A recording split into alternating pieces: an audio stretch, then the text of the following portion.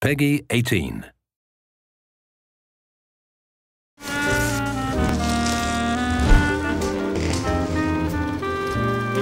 We're going to put the story somewhere in the West. So, of course, Vegas. I mean, what is more iconic when you think of crazy things that you could do in the West?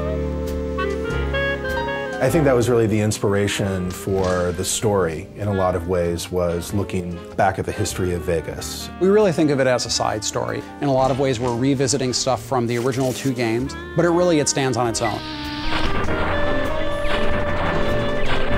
The first thing our creative lead and our project director did was they sat down and they sort of examined what sort of themes they wanted to explore in New Vegas. Every Fallout game pretty much starts with war. War never changes. And the idea behind that is really that humanity has this unending appetite for killing each other.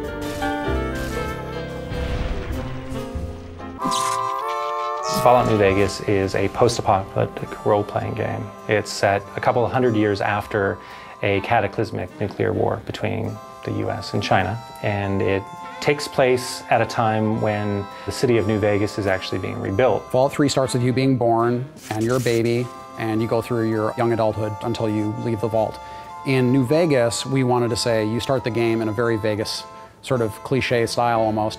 You are shot in the head and dropped in a shallow grave, so it starts with essentially your would-be death. After you're shot and left for dead in a grave, you know, you might have some desire to go see what the whole murdering business was about and why he wanted you dead in the first place. In the course of trying to resolve that one conflict, you get pulled into larger events. So in this case, you're trying to find the people that killed you and what they were trying to get from you. In this case, it was a package you were carrying.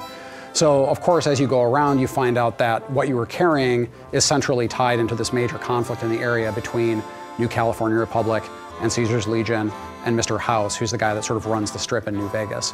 Player freedom is very important in the Fallout series, and when we allow the player to basically have a choice in what they do and how they do it, by leaving the plot open in a way that basically they're just learning what's going on in the world, it gives them a lot more freedom in how they want to learn that information.